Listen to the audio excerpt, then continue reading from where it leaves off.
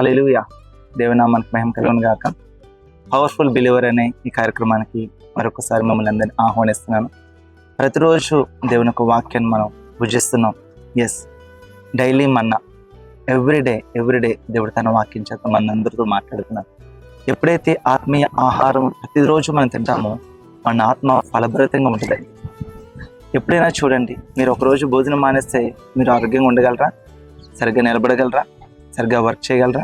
లేదు. అలాగే మన ఆత్మ కూడా ప్రతిరోజు కూడా ఆత్మకి ఆహారం పెట్టాలి. వాక్యము ఆత్మకి ఆహారం, అలాగే ప్రార్థన మన జీవితానికి పానీయం. సో కాబట్టి ఎవ్రీడే ఈ పవర్ఫుల్ బిలీవర్లో దేవుడు మనతో మాట్లాడుతున్న ప్రతి వాక్యాన్ని మీరు ధ్యానించండి, ఆలోచించండి, ప్రార్థన చేసుకోండి. ఖచ్చితంగా దేవుడు మన యొక్క జీవితంలో గొప్ప కార్యాలు మన జీవితంలో జరిగిస్తాం. రైట్, ఈరోజు దేవుడు మనతో మాట్లాడుతున్న వాక్యంలోకి మనం వెళ్దామా? కొరింథీయులకు రాసిన మొదటి పత్రిక 1వ అధ్యాయము 9వ వచనము ఒకసారి చదువుదాం. చూడండి. మన ప్రభువైన యేసుక్రీస్తు అను తన కుమారుని సహవాసమునకు మిమ్మల్ని పిలిచిన దేవుడు నమ్మదగిన వాడు. దేనికి పిలిచాడండి? తన కుమారునితో సహవాసముకు, దేవాది దేవునితో మన సహవాసం చేయడానికి ఆయన మనల్ని పిలుస్తున్నాడు. యేసుక్రీస్తు ప్రభుతో, సృష్టికర్తతో, యేసుక్రీస్తు ప్రభు తండ్రి యందు ఉండి మనము యేసుక్రీస్తు ప్రభుతో సహవాసం చేస్తున్నాం.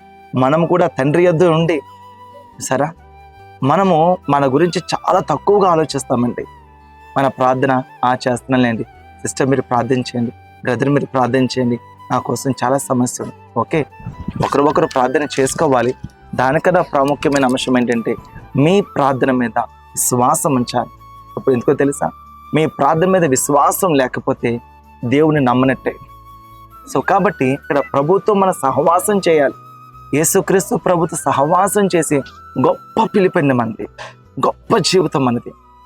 ఈరోజు ఫలానా అధికారి నా ఫ్రెండ్, అయితే ఎమ్మెల్యే నాకు బాగా తెలుసు, అయితే ఎంపీ నాకు బాగా తెలుసు, అయితే పొలిటికల్ లీడర్స్ కావచ్చు, అయితే కమిషనర్స్ కావచ్చు, ధనవంతులు కావచ్చు, వారు తెలుసు వీరు తెలుసు అని చాలామంది పేర్లు చెప్తుంటారు. దాన్ని బట్టి వాళ్ళు అసహ్యపడుతున్నారు.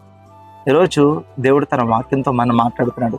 తండ్రితో అంటే దేవాది దేవునితో, కుమారునితో మన సహవాసం చేయడానికి ఆయన పని పిలుస్తున్నాడు. చూడండి, ప్రభు అయిన యేసుక్రీస్తు అను తన కుమారుని సహవాసమునకు మిమ్మల్ని పిలిచిన దేవుడు నమ్మదగినవాడు. కుమారుని సహవాసంగా పిలిచిన దేవుడు. సో ఈరోజు కుమారునితో సహవాసం చేయడానికి మనం సిద్ధంగా ఉన్నారా? కుమారునికి ప్రార్థన చేయడానికి, ఆయన సందులో కూర్చోవడానికి, తండ్రి కుమార పరిశుద్ధాత్మ నామంలో మీరు బాప్తిసం పొంది ఆయనతో సహవాసం చేయాలని ప్రభు ఆశపడుతున్నాడు. ఈరోజు ఇహలోక సంబంధమైన వాటితో వారి సహవాసాన్ని మీరు బట్టి అతిశయపడుతున్నారా? అయితే దేవాది దేవుడు తన కుమారునితో సహవాసం చేయమని ఆయన పిలుస్తున్నాడు. దానిని బట్టి మీరు అతిశయపడుతున్నారా? ఈరోజు ఎంత గొప్ప ఆధిక్యత అండి మనకి. దేవుడు ఎంత గొప్ప పవర్ఫుల్ బిలీవర్స్గా దేవుడు మనం తెలియజేస్తున్నాడు, తయారు చేస్తున్నాడు. మనమందరం కూడా దేవుడితో సహవాసం చేస్తూ పవర్ఫుల్ బిలీవర్స్గా మనం మారాలి. అదే దేవుని ఖచ్చితం. దేవుడు కొద్ది మాటలు దీవించడం కాక. May God bless you all.